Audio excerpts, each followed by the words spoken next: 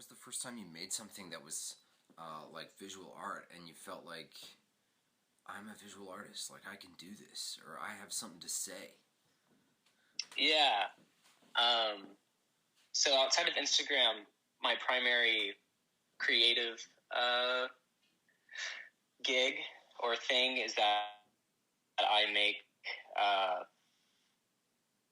videos and animations with middle school. And it's actually interesting you bring this up. I don't know if I thought of it as art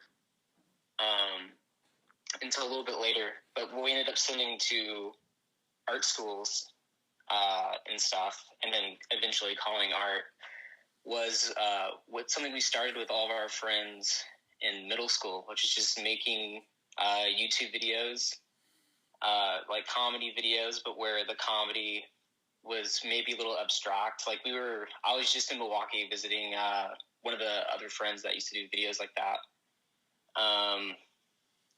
And yeah, so eventually, like, I think Harrison's dad was like, you guys should send to art schools. And it was around the same era that, like, I knew about stuff like Paper Rad and stuff, but I think around that era I saw, like, John Raffman for the first time, which at the time was inspirational in terms of maybe it was, like, talking about or, like, using images that we were using or that I was interested in that I hadn't seen used that way or talked about that way before, and realizing that that's what art could be. That was like the first time I thought of it in terms of being artwork. Huh. And was there anything in the physical world that's like not art that you saw visually that inspired you or like feels like locked in your mind as like kind of your own perception? That's my own what? Like an example of your own perception, like seeing the world in a way where you're like, oh, I'm an artist because I'm like noticing the reflection on this glass or like this soda or something. Yeah, what's kind of going with, because I think what's interesting, this might be random, but I listened to like the Beeple, who's the NFT guy, and Jordan Matthew Wilson debate, and or I don't know what it was a podcast, but they were both bad advocates for like digital images, or like the way that like a digital image can do something separate from a physical art object. I think in terms of, I think some of the stuff that I would resonate with is like digital images that aren't art, in terms of like a watermark is interesting to me, like a video watermark, or the way you can tell the tools of a certain software, like Windows Movie Maker having a specific language. Right. Or like, I primarily used Adobe Animate, which used to be Adobe Flash, so like using that old Flash game or Flash animation aesthetic. And in terms of the real world, it might be, I've always liked like kind of ugly infrastructure, I guess. Not even ugly, but like concrete infrastructure, or like cell towers and stuff like that. Because yeah. Like something about, I think it's always just been like, it's honest to what it is and honest to what our reality is, or something, as people living in America right now, like cell towers especially. I remember one time my sister was mad that cell towers were ruining our view of nature, and then me sort of in my head thinking that now it's just a part of what we see, so it's like worthy of looking at. Damn. You mentioned Paper Rodeo. Like, I was thinking of this question that was like, is digital art, is there any place for digital art outside of a screen? And Paper Rodeo is this interesting example where they used like pre-digital techniques like screen printing and stuff, but they did some of these like color gradients and things like physically, and seem to play a little bit with mixing and matching those things. What do you think about, like, if you make digital art, will it always only be behind like a screen or on a screen? Um, I don't think so. And also, I think with that, it's like um, there's something always interesting about when uh, something digital is brought into the real world. Like I was I'm trying to think of what an example would be. Uh, like I don't know, like a T-shirt with it's like a hyper specific reference to like unregistered hypercam to like a watermark T-shirt might be interesting. Um, and then also, I guess I think more in terms of just like what the images are and not where they are. I think uh, since this is about like posting on Instagram, I think like uh, there's something interesting with paper rad or paper rodeo or like because it kind of harkens back to maybe even like Gary Panner, who was doing like album covers. Like posting art online is different in a way in terms of it trying to or having to immediately like capture a viewer, like that being its desire for being online, not necessarily as documentation of a physical art piece or something. Uh, yeah, and then I guess another example, I didn't see this tour recently, and I keep mentioning John Raffman, who I don't know if I'm that into anymore. But he has like these marble pieces where it's like marble etchings or sculptures, I think, of just like images found on 4chan. So like the one I saw that was interesting to see in that way was like a guy with panties on his head with two guns. It's just like crazy to think of that being made out of marble. I don't think I'm interested in that though, like the making like objects that are meant to be worth like $500,000 out of internet subculture. But it is interesting. Okay, and like why isn't that for you? I mean, that's a that's a crazy question, but Um, I think the way I've always thought of it is that there's the term like post-internet art, which is mainly like kind of millennials or older, from what I can tell, who didn't grow up with the internet, responding to those images. And I think as a younger person, like I've always had the internet, so I don't think. I think like for me, it's the opposite reason it's interesting is because it's like it being in an institution that the people making it were more familiar with, and it, like the shock of those images being in a gallery or a museum or something. Um, whereas for me, it's like interesting to post it online directly, and then also to make stuff that is supposed to kind of fit in with the language more, and it's not like breaking with the language of memes or of digital culture. okay. So it's like If you'd that makes rather be sense. part of the conversation instead of like being some like overlord like eagle up in the sky that's like kind of pointing at the conversation and commenting on it.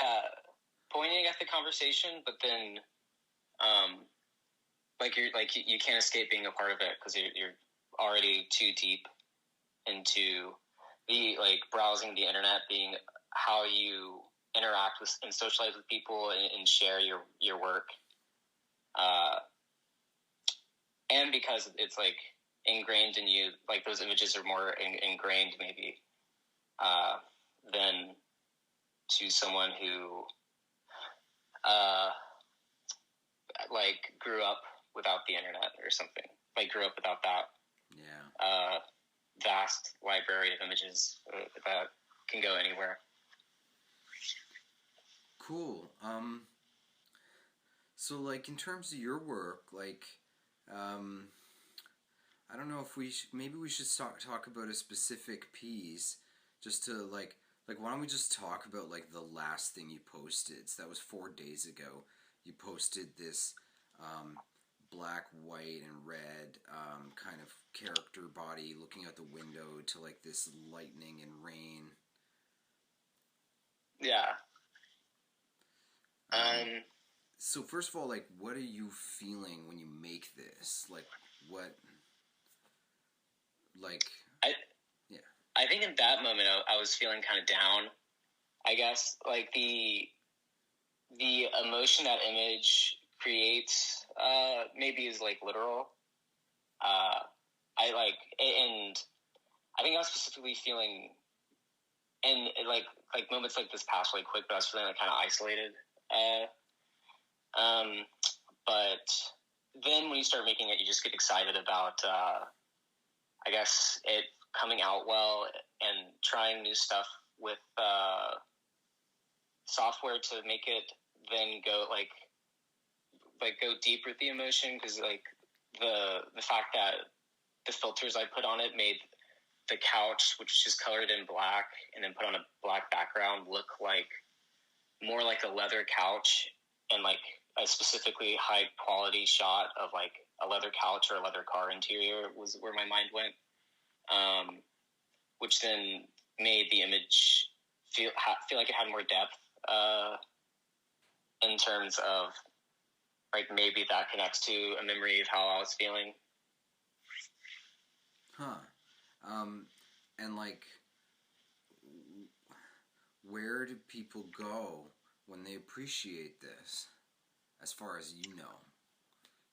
Appreciate like digital, like digital art like that like, is kind of like your own piece like this. Yeah. Just go into like people's like Instagram, and then specifically be like, if you like an artist, maybe look at what artists they're tagged in or who they're putting on their story, or even go through who they're following. And then also Twitter is a space where I see this like people posting art like this. And then if you're looking, like a lot of the exciting stuff I think is happening on YouTube, like Vimeo if you want to find stuff. But YouTube, because the kind of what I was talking about, where like people making semi-humorous artwork for YouTube. An example would be like Famicom. If you've heard of them, they made Bart the General series a long time ago, and now they're Wayne Stop. But like making work that both fits into the language, but is also sort of responding to it or pointing at it, and potentially causing confusion. That's more with my video stuff, I think, though. Like, potentially causing confusion as to whether it's an artwork or just a YouTube video. Yeah, when I look at this, it's like, I guess it's like the kind of reaction I would have when I'm looking at a painting, where like it can just kind of like find its way into my soul and like automatically give me this emotion. But because it's rendered digitally, it's like, it's weird. It's like it's accessing this parallel universe inside of me that's like about emotions I've felt in when I'm in this interface, you know, with like a screen, and it's about that part of my life. Yeah, it's like specifically in reference to, or like, yeah, like it's your emotional response to like images as opposed to like hard material experiences. Well, yeah, well maybe, but of course, like, because so much of life is happening online, that I think it's possible that I'm accessing like this sliver of myself that has happened on the internet, like reading a really intense email from a friend or something, you know, where it's like the computer is just sort of part of the experience. Yeah, for sure. Okay, the next one I'm going to talk about is this one. Okay.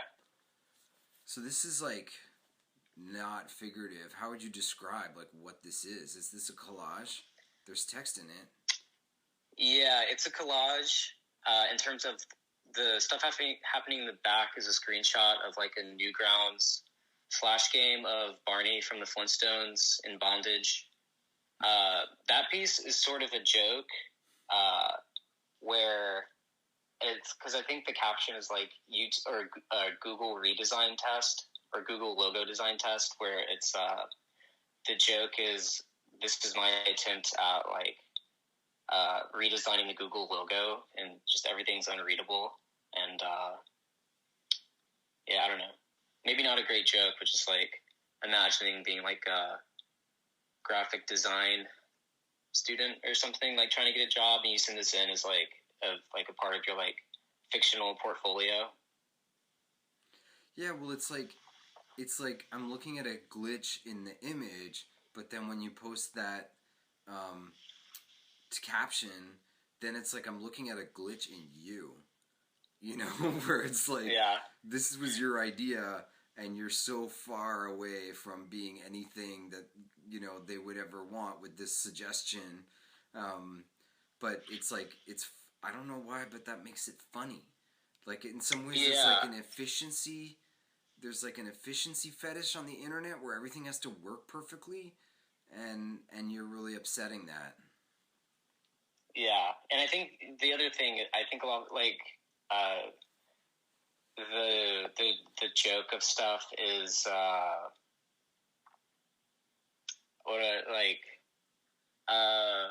just being incompetent but obsessed with these versions of success, like being a graphic designer for Google, and like that's the work you're producing or something maybe. And then also like what I was talking about, where it's like maybe because like it's just out with that caption, someone could conceivably see that and think I'm legitimately like delusional or something. Right. So there's also playing with like your intentions and reality. Yeah, and that came up a lot more when we first started doing videos, where it would be kind of trolling, but not really, where it was just like making clickbait titles, and so people would like find it and be unsure as to why they were recommended what they were watching, or like playing a character of someone posting to the internet. Right. I remember the first troll I ever encountered was in 1994 or 95 on a news group from my high school, and this kid like posted this post that was like, you know, there were like a few posts about, you know, a volleyball game and like a bunch of stuff that was happening at the school, and then this kid posted this thing that was like, this school isn't even good, and I don't know why everybody thinks this school is so great, and like just and like misspelled the name of the school, but put his own name on it, and like people knew that he went to our school, but it just, and a bunch of people got upset, you know, and Mm-hmm. yeah, that was a long time ago, like, but that spirit is so much more fun when it's like, there's like, it's like kind of inept. It's like that Ali G level of trolling where you're like, you know, somebody who just like doesn't know what they're doing, but is like showing all this enthusiasm, and it's so much kinder. I'm gonna pick one more. This one's a carousel of like a gig. So this does actually recall like some like paper rad vibes. Mm-hmm. But yeah, so what can you say about this? Like, man, that puddle is so cool. I just really dig it. I love gradients, and specifically like the gradients that Adobe Flash produces. And that image set is like a hypothetical or fake Flash game. So it was just me trying like to. And what's also interesting is like the fact that Flash is a animation software. There's like a layering system. Different layers can have different filters. So it's just like piling stuff on and creating like a visual overstimulation that playing a video game, specifically one made probably not by a game designer but by a teen or something, what playing those games feel like, which is just like a total overstimulation. Yeah. And do you think that the tools that you're using are helping you go in a direction that you want to go, or driving you in that direction? I think helping me go in a direction I want to go in. It's like interesting that I wanted Adobe, and I think I even like downloaded it at some point, like a free version of Adobe Flash as a kid. But I couldn't figure out how to use it, because like from the start, there's a website called Newgrounds where you could just post Flash animations. So from the start, the desire was to make something and then post it online, and then have people see it, and then like make friends or something. But then I couldn't as a kid, I couldn't figure it out. And then, you come to school where you get the Adobe Creative Cloud or the Creative Suite. And I started using Flash just because I like the way that Flash images look, in terms of like you can get like kind of like Illustrator, like vector art. I like the way vector art looks, like super clean, but then at the same time it's usually being done by amateurs or by like a teen or a kid. So like it's clean in terms of like the color can like uniformly be distributed because of like you make a gradient, but then like the character looks crazy, or like looks like a unskilled image. But then also like you can produce the perfect circle. Right. Yeah. Huh.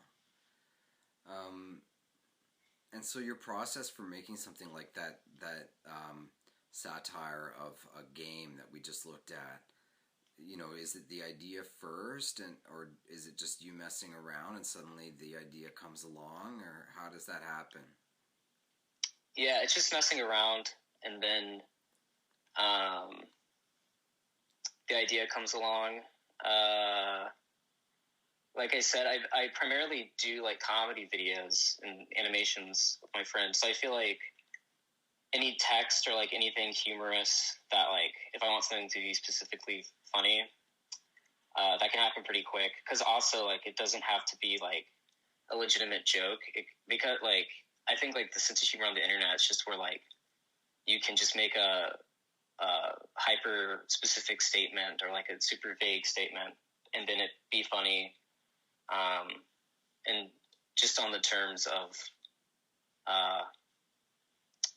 like it shocking you or something, or it like confusing you.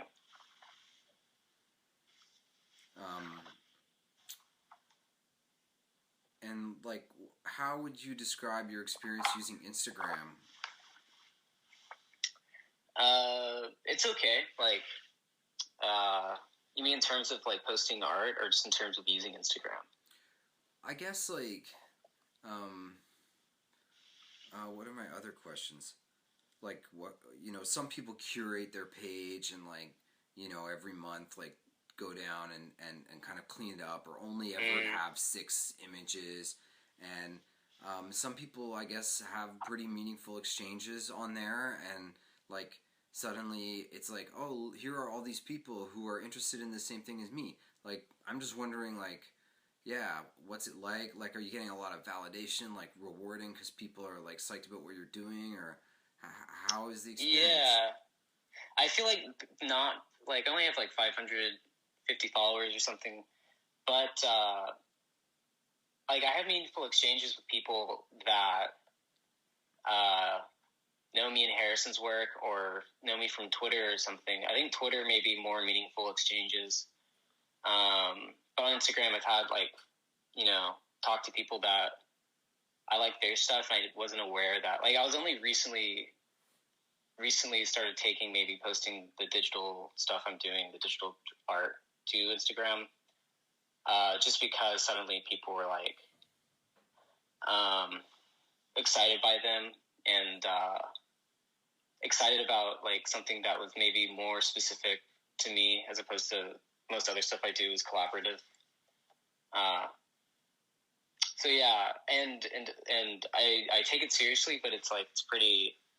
Or I don't take it too seriously. Like I'm taking it seriously in terms of wanting to make more stuff and post it on there specifically, and not just posting it to Twitter or something. But at the same time, I'm not like curating it like. And usually, like as soon as I complete an image, I'll go ahead and post it. Like right then, no matter the time of day. Like I'm not someone where it's like I'm planning that at 3:00 I'll post something. Right. And so like this work, like is this made specifically for Instagram, or it sounds like you were posting stuff like this on Twitter before you started doing it on Instagram? Yeah. So it's more just Twitter and Instagram, I guess.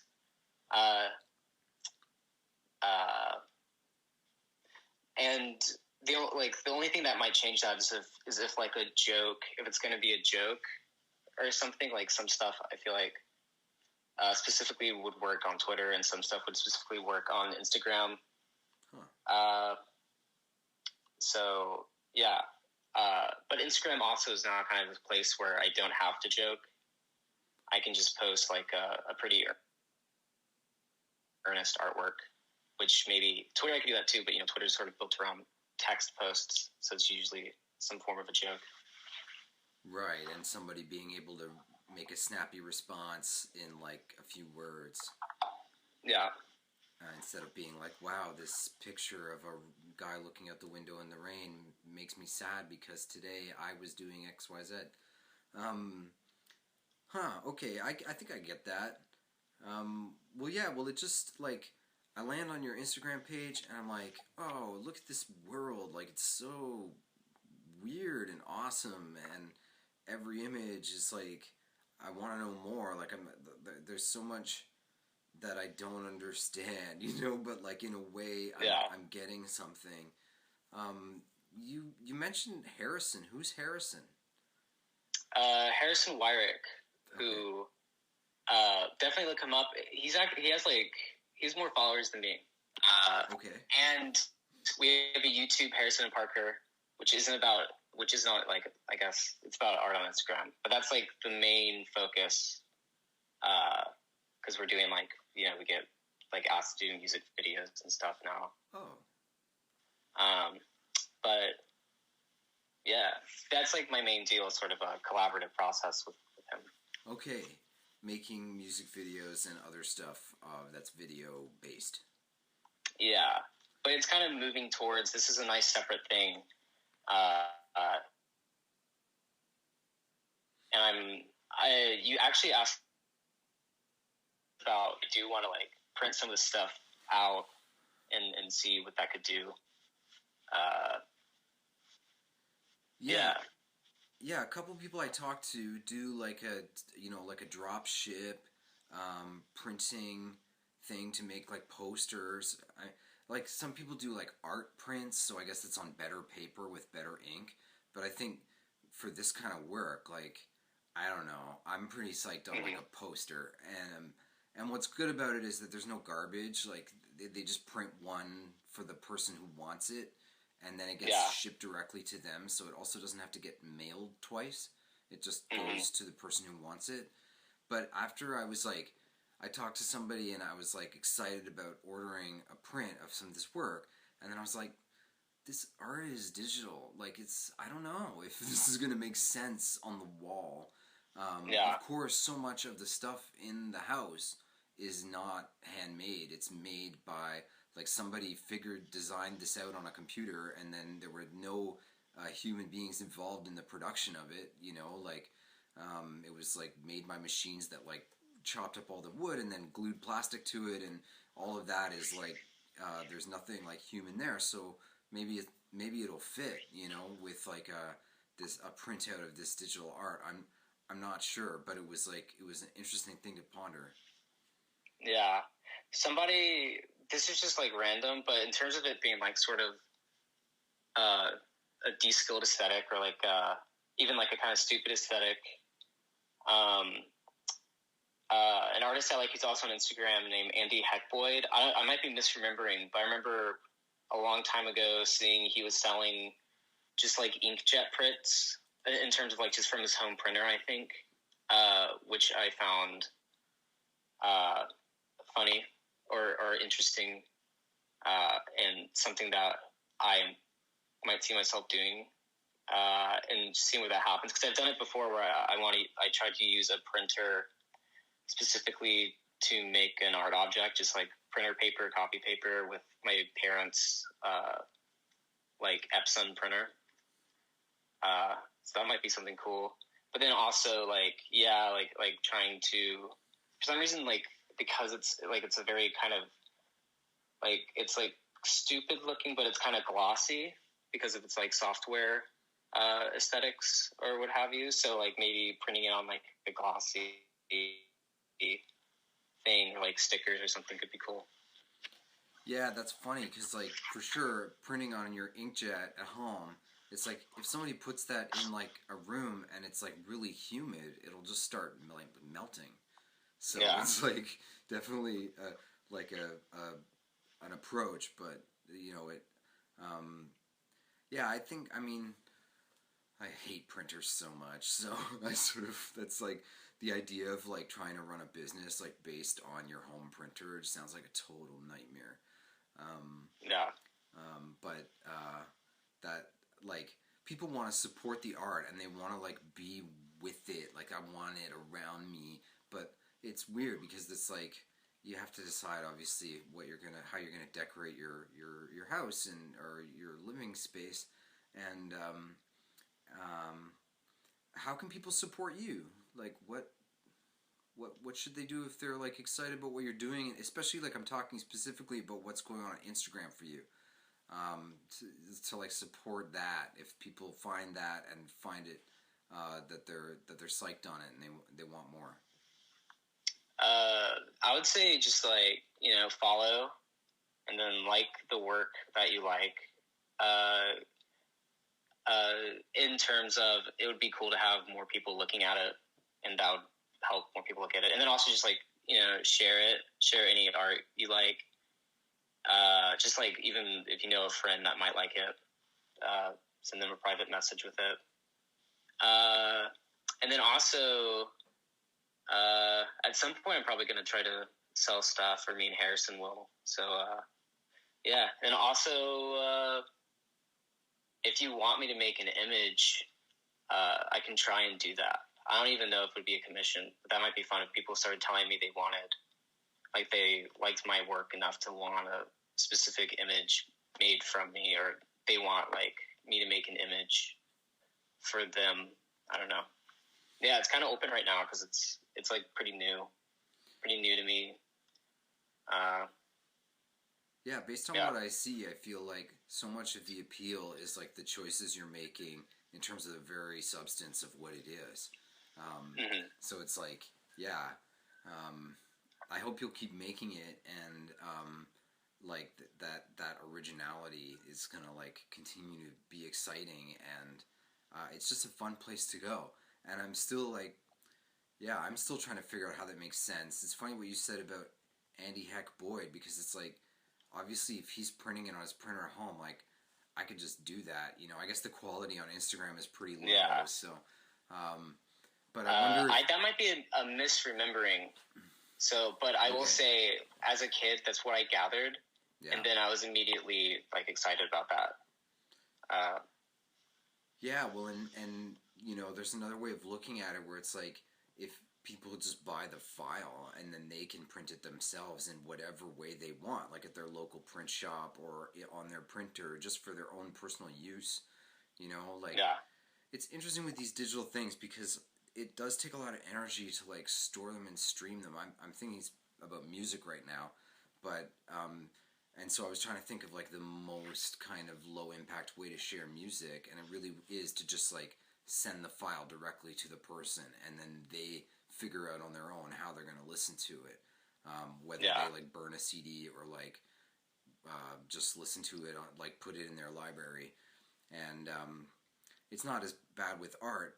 It's not as like intensive with energy, but it's like an interesting question of like how, I mean, especially also NFTs and stuff.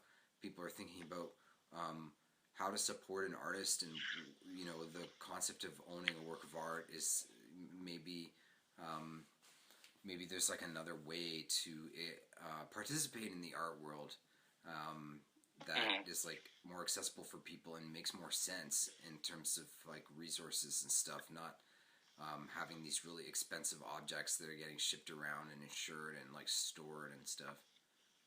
Yeah. Um, yeah, I don't know. I don't think NFTs are that, like, if that makes sense. Yeah. And then also, like, what I don't get is like, um, there's like an authentication thing with NFTs. I know, but my whole thing is it's like, why would like why not make like an image and then you can just like sell it for regular money as a digital file? I don't know why. I guess that doesn't make sense. No, it I don't know. I totally feel makes sense. there's a way to make money with digital work. So yeah, especially like an image that's moving a specific way or responds to movement or like movement of the mouse would make sense to be sold for money. Maybe it'd be like buying a game or like an app. I don't know. I think on both sides there's like a lot of unmet need in terms of like I'm excited about your work and I want to kind of like interact with it somehow.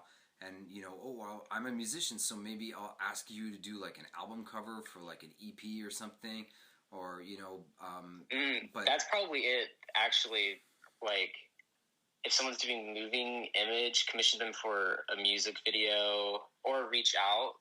Like different side, I guess. If I was interested in doing a music video for someone, reach out to that person. So it's just like reaching out and trading or sharing like what you do to help other people see the work of someone that you like their stuff, or if it's like or like paying each other too can work.